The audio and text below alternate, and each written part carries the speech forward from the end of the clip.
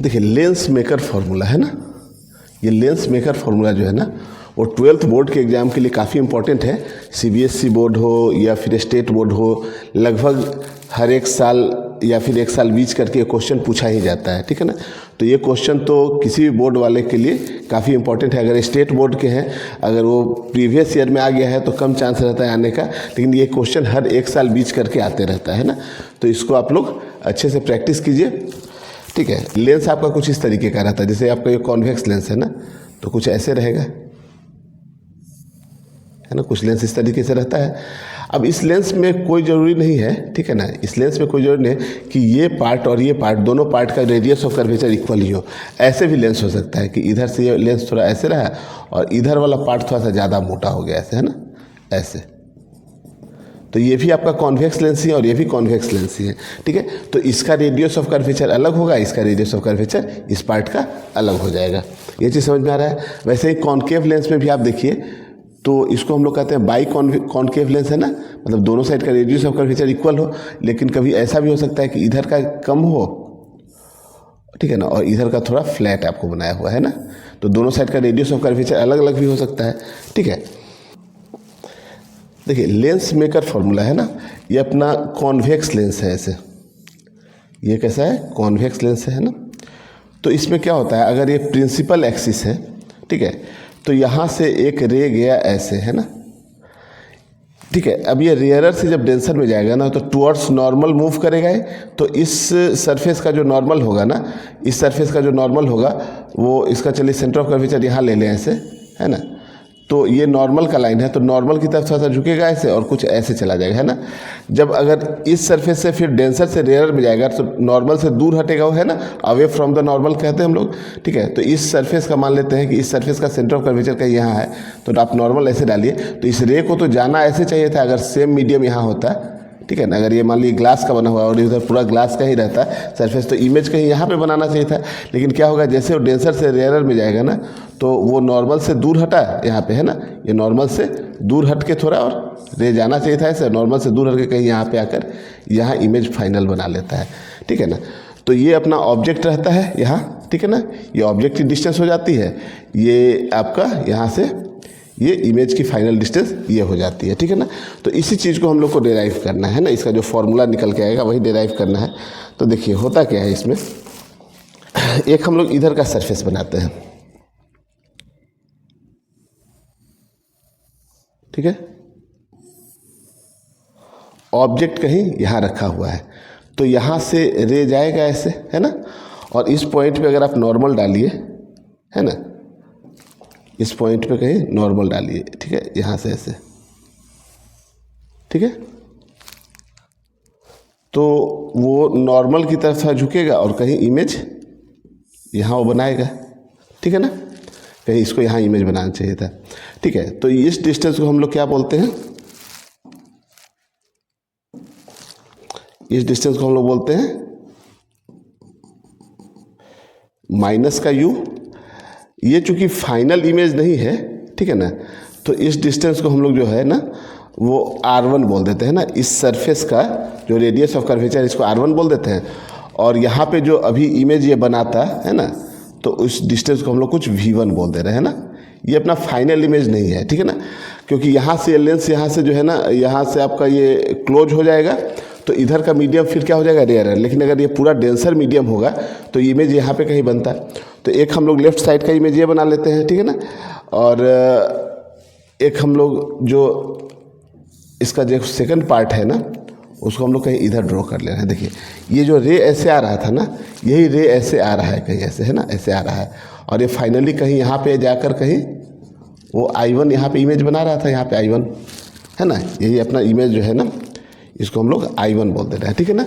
लेकिन जब डेंसर से रेयर मीडियम में जाएगा तो नॉर्मल से दूर हटेगा और कहीं इमेज कहीं वो यहाँ पे बना लेगा, है ना। इसको हम लोग फाइनल इमेज I बोल देते हैं, इसको हम लोग I बोल दे रहे हैं ना। तो देखिए इसका रेडियस ऑफ कर्वेचर इस साइड होगा, है ना, इसको हम लोग नाम दे देते हैं यहाँ पे R2 और ये नाम क्या दिए हैं हम लोग R1 दिए हुए हैं, ठीक है। ये अपना फाइनल इमेज है, इसलिए इसको हम लोग क्या बोल दे रहे हैं V, और ये इमेज बनता है यहाँ पे अगर डेंसर रहता तो इसको V1, जो कि यहाँ पे आपको दिया हुआ है V1, यही V1 वहाँ पे है, ठीक है। तो एक बार हम लोग लेफ्ट वाले के लिए इक्वेशन लिखते हैं जो स्फेरिकल सरफेस से डेराइव होकर आता है, और एक बार राइट वाले के लिए इक्वेशन लिखते हैं, और दोनों को हम लोग इक्वेट करके और फाइनल रिजल्ट निकाल लेंगे। तो देखिए लेफ्ट वाले के लिए तो हम लोग डेराइव किए हुए हैं पहले, ठीक है। इसके डेरिवेशन का लिंक मैं इस वीडियो के साथ डाल दूंगा, तो आप वहाँ से इसका डेरिवेशन देख सकते हैं। लेकिन जब आपको लेंस मेकर फार्मूला डेराइव करने को आए ना, तो आप डायरेक्ट इसका दोनों फार्मूला यूज करिए और उस इक्वेशन को इक्वेट करते जाइए, फिर फाइनल रिजल्ट निकल के आ जाएगा। तो इसके लिए जो फार्मूला होता है ना, वो होता है μ1/u माइनस का प्लस का μ2/v is equal to μ2 minus μ1/r, ठीक है ना। अब देखिए यहाँ पे ये अपना μ1 है ना, इधर का मीडियम हो गया μ2, यहाँ पे ये मीडियम क्या है μ2 है, और ये मीडियम क्या है μ1 है ना। तो यहाँ पे आप देखिए ये जो रेडियस ऑफ कर्वेचर यहाँ पे दिखाया जा रहा है वो क्या है R1 है, और ये जो इमेज है ना ये V1 है, इसलिए इसको हम लोग V को V1 कर दिए, ठीक है ना। आप जब स्फेरिकल सरफेस के लिए डिराइव करिए तो ये V1 आता है, सॉरी V आता है, और यहाँ पे R आता है, तो यहाँ पे V1 और R1 आ गया। सिमिलरली अगर यहाँ के लिए आप डिराइव कीजिएगा ना, तो इसके लिए जो फॉर्मूला आ जाएगा ना, वो हो जाता है μ1/v माइनस का μ2/v1 is equal to minus का μ2 माइनस μ1 अपॉन R2, ठीक है ना। ये फार्मूला डेराइव होकर आता है, लेकिन आपको जब लेंस मेकर फार्मूला पूछा जाए तो इसको डेराइव करने की जरूरत नहीं है, डायरेक्ट आप ये दोनों डायग्राम बनाइए और इसके बाद ये दोनों इक्वेशन लिख लीजिए। ये एक इक्वेशन हुआ है ना, इसको चलिए इक्वेशन नंबर 1 दे देते हैं, और इस इक्वेशन को हम लोग नाम दे देते हैं इक्वेशन नंबर 2। ये चीज़ समझ में आ रहा है ना। अब यही दोनों इक्वेशन से हम लोग को इक्वेट करके आपको रिजल्ट निकालना है। तो यहाँ तक कोई दिक्कत नहीं है। सबसे पहले आप लोगों को क्या करना है, ये डायग्राम बनाकर इसका ये इक्वेशन लिख लेना है, इस डायग्राम बना के इसका ये इक्वेशन लिख लेना है, ठीक है ना। अब इसके बाद हम लोग इक्वेट कर रहे हैं, देखिए कैसे। तो देखिए यही दो इक्वेशन है, अब इन्हीं दोनों इक्वेशन को हम लोग को इक्वेट करना है। अब देखिए अब इन दोनों इक्वेशन को ऐड कीजिए यहाँ से, तो देखिए यहाँ पे क्या है μ2/v1 है, और यहाँ पे क्या है μ2/v1 यहाँ पे माइनस का है या प्लस का है। तब दोनों को आप ऐड करेंगे तो इससे ये कैंसिल हो जाएगा। तो इधर का टर्म देखिए क्या निकल के आ रहा है, इधर का जो टर्म निकल के आ रहा है वो कितना हो जाएगा, माइनस का μ1/u और प्लस का μ1/v, और इधर देखिए इसको आप ऐड करिएगा ना, तो देखिए μ2 माइनस μ1 यहाँ भी और μ2 माइनस μ1 यहाँ भी। चलिए अभी हम लोग एक बार लिख लेते हैं इसको, μ2 माइनस μ1/r1 और माइनस μ2 माइनस μ1/r2, है ना। तो हम लोग क्या कर ले रहे हैं यहाँ पे, देखिए इसको पहले लिख ले रहे हैं, है ना।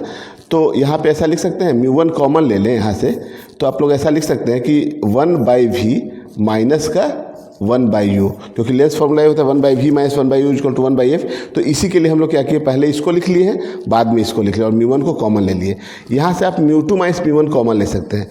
तो आप μ2 माइनस μ1 जब आप कॉमन ले लेंगे तो यहाँ से देखिए क्या है, 1/r1 और माइनस का 1/r2, कोई दिक्कत नहीं है। अब देखिए इस μ1 को हम लोग इधर ले जाएं और 1/v माइनस 1/u को 1/f लिखते हैं, तो 1/f, ठीक है ना। यही लेंस का फोकल लेंथ होगा, है ना। 1/v माइनस 1/u से फोकल लेंथ निकल के आएगा। और इक्वल टू में देखिए यहाँ पे क्या लिखा हुआ, μ2 माइनस μ1 है, तो μ2 माइनस का μ1, है ना। और अपॉन ये μ1 नीचे चला जाएगा, ये μ1 नीचे चला गया तो ये कितना हो जाएगा, अपॉन का μ1। और यहाँ पे क्या है देखिए 1/r1 माइनस 1/r2, तो यहाँ लिख दे 1/r1 माइनस का 1/r2, है ना। तो यहाँ से देखिए ऐसे तो आपका फॉर्मूला यही रहेगा, ठीक है। ये फॉर्मूला हम लोग लगाएंगे, और चाहिए तो आप यहाँ तक ही डेराइव करके छोड़ दीजिए। लेकिन अगर कहीं ऐसा बोला गया हो कि जैसे लेंस के जो है ना आउटसाइड में एयर है, यहाँ पे भी एयर है और इधर भी एयर है ना। तो आउटसाइड में एयर होगा ना, तो ये μ1 की वैल्यू 1 हो जाएगी। तो हम लोग चाहें तो इसको म्यू भी बोल सकते हैं, क्योंकि अब एक ही रिफ्रैक्टिव इंडेक्स का टर्म रह गया। तो यहाँ पे आप ऐसा भी लिख सकते हैं कि 1/f, ये इस केस के लिए है जब दोनों साइड में एयर है ना, कि कोई लेंस जो है ना वो ऐसे जगह पे प्लेस्ड है जहाँ पे आउटसाइड में क्या है, एयर है, और आउटसाइड में कोई दूसरा मीडियम हो तो उसके लिए आप म्यू1 आप रखेंगे। आप जैसे कभी कभी क्वेश्चन में ऐसे रहता है कि आउटसाइड में वाटर है ना, तो उसका रिफ्रैक्टिव इंडेक्स 4/3 होता है, तो यहाँ पे 4/3 रखेंगे। अगर लेंस ग्लास का बना हुआ है तो 3/2 है, तो इसका म्यू2 की वैल्यू 3/2 हो जाएगी यहाँ पे। तो हम लोग इसके लिए जब हम लोग लिख रहे हैं, जब आउटसाइड में एयर है तो ये हो जाएगा कितना, μ-1, ये समझ में आ रहा है ना। इसको आप लिख सकते हैं 1, तो μ-1 हो गया, और नीचे भी 1 है तो इतना ही रहने देंगे हम लोग, और 1/R1 माइनस 1/R2। तो ये चीज़ समझ में आ रहा है कि ये हम लोग फार्मूला कब यूज करेंगे, ये फार्मूला हम लोग तब यूज करेंगे जब ये वाला केस होगा, है ना, कि आउटसाइड में एयर हो। अब देखिए, जैसे इसी में आप देखिए तो इस सरफेस का जो रेडियस ऑफ कर्वेचर जो होगा ना, ये पॉजिटिव होगा, प्लस का आर होगा, है ना, और इसका जो होगा ना वो माइनस का आर होगा, है ना। तो जब आप क्वेश्चन करेंगे, इस पर न्यूमेरिकल्स करेंगे ना, तो यहाँ R2 की वैल्यू आप जब लिखेंगे ना, क्योंकि ये सरफेस का है तो माइनस का होगा। अगर मान लो कि इसका वैल्यू दिया हुआ है -10 दिया हुआ है ना, तो यहाँ पे आप माइनस का 10 पुट करेंगे तो माइनस और माइनस क्या हो जाएगा, यहाँ प्लस आ जाएगा, ठीक है ना। सिमिलरली अगर आपका कॉनकेव लेंस है ना, कॉनकेव लेंस है, तो उसमें इसका रेडियस ऑफ कर्वेचर कितना हो जाता है, ये हो जाता है आपका निगेटिव, और इसका रेडियस ऑफ कर्वेचर क्या होता है, पॉजिटिव। ये समझ में आ रहा है ना, ठीक है। तो फाइनल रिजल्ट आपको यहीं तक आपको प्रूफ करना है एग्जाम में आएगा तो, और आप चाहिए अगर यह क्वेश्चन में ऐसा कह रहा है कि आउटसाइड में एयर है तो आप यहाँ तक भी ले सकते हैं, ठीक है। तो नोट करिए इसको।